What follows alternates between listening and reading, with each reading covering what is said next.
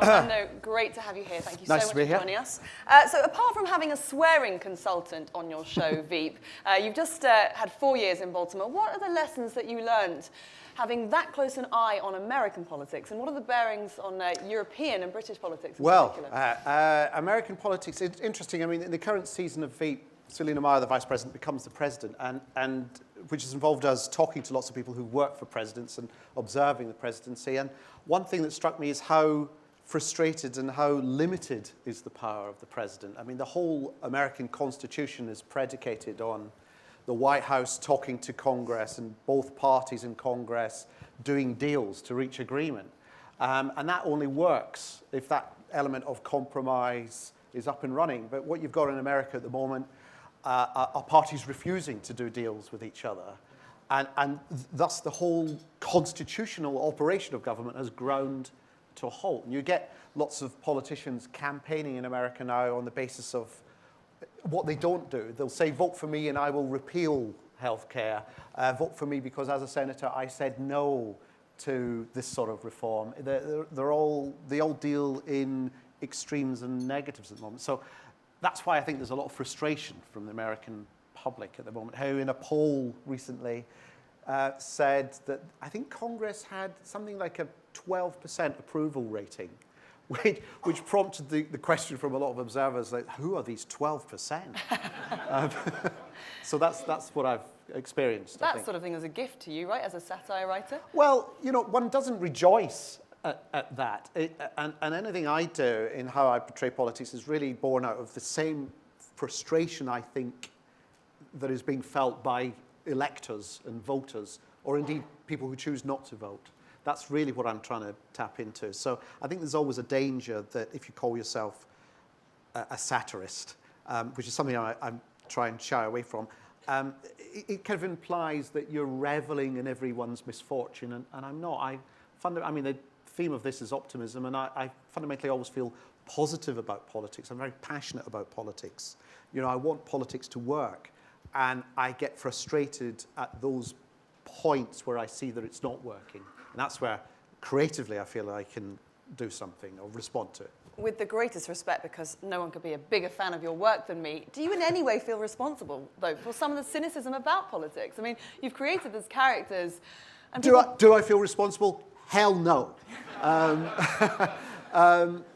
No, because, as I said, it's born out of, you know, I think people, even though they may say they're not interested in politics, I think they might actually mean they're not interested in politicians or party politics. I think they're fundamentally interested in politics, but maybe single issues, maybe their personal, how it affects them personally. They want to engage, but I think they feel frustrated that what they see in the campaigns feels very tailored and enclosed. It feels very exclusive. And so I say to any politician, well, first of all, sometimes in something like The Thick of It and VEEP, we make things up. We just come up with the stupidest story we can imagine. It goes out, and then a politician comes up to us the following week and says, how on earth did you find that out? We thought we'd kept that quiet. There was an episode of VEEP last year where we had the storyline about Jonah Ryan, who works in the White House, doing a blog anonymously about people who work in the White House and then getting fired.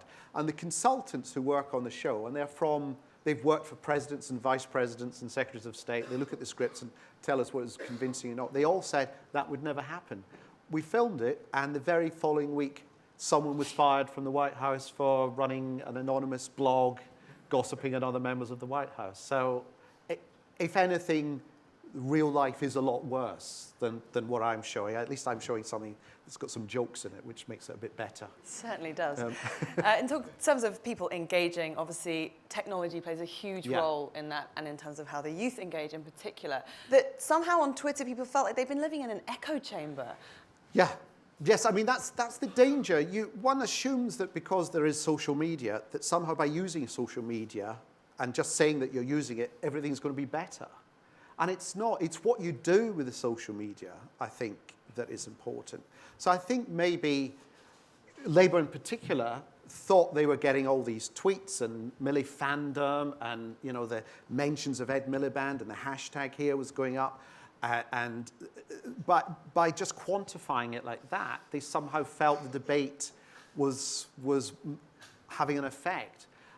And what you don't realize, of course, is it's all very well using social media, but you've got to show that you've thought of what that use is for. Do you know what I mean? It's like the medium of social media isn't the message is the message. People can detect on, say, Twitter, if a politician has decided to tweet. They can see that politician has decided not to say anything too controversial because that tweet might be used against them in 3 or 4 years' time. So they keep it very dull and bland. Or if they say something unfortunate and forget that tweeting is actually something that can be observed by everyone and say something personal about something that's used against them. So you get this caution by politicians on the media, I think. That's a paradox, isn't it? As an electorate, as voters, we want them to apparently be human. Yes. And yet we don't like it when they're human, when they do things like go on holiday, or they have a kitchen that's worth cooking a meal in, or indeed they say anything on Twitter. Like we would be castigating them if they were really being their real selves on Twitter. So what's the point of it? Well, that's the thing. I mean, a lot of people who say that to me, aren't you being cynical about politicians? I say actually the most human people in my shows are actually the elected politicians. It's the people they surround themselves with that become the kind of the agencies of their destruction. And it's worth pointing out that I think we as a public, as an electorate, are contradictory. You know, we don't like our politicians to have holidays and to make money and to have a life outside Westminster. We don't like it. And yet, neither do we like them to be robots and just talk about politics. We like them to be human, like Farage and Boris Johnson.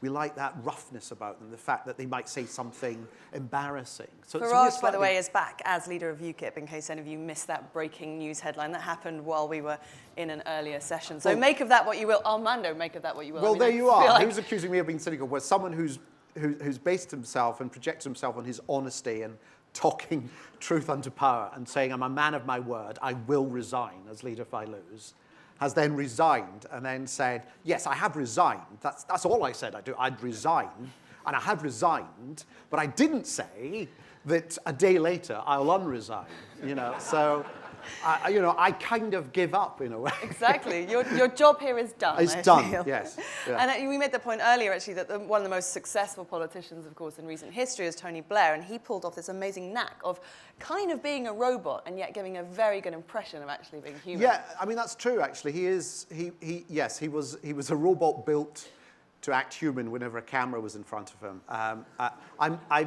worked very briefly with him in 1997. At a kind of Labour rally, and that was my one and only encounter with him. And I was struck by how, when he talked to you, he was very engaging and so on. But as soon as he had finished talking to you and you started speaking, he would look all around the room and look to where Alistair was and where Mandelson was, and then become human again with his next line. And that was an interesting insight into how, unfortunately, certain politicians work. We're going to have talks tomorrow about machine intelligence and the evolution of, so I'm sure that will be a robot politician. Yeah. So in terms of you've had 4 years on VEEP. You obviously had huge success with The Thick of It. On all sides, critics, juries, the people within Westminster, people outside of Westminster. What's next for you? What's next? I'm going to do some films now. VEEP's going to carry on, but after the 4th season, which is going out now, I've stood down. I've offered my resignation as showrunner on VEEP, which has been accepted. And I'm going to do some films. I'm doing a film next year about the death of Stalin, which might be funny, but it's based on true events. And I'm writing a comedy script about artificial intelligence. So I'm very much looking forward to tomorrow's session. That laugh out loud topic, artificial intelligence. And are you feeling optimistic about the future? Well, I always, as I say, I do feel passionately positive about politics, and I feel it can change. But I do feel this thing that I think what's happened now is that, and Jon Snow said this last night when he got his BAFTA fit, this is a good time to be a journalist, actually, because all the tools are now available to everyone. We're all journalists. We all have cameras. We all have access. We all have Google and Wikipedia. We can research everything.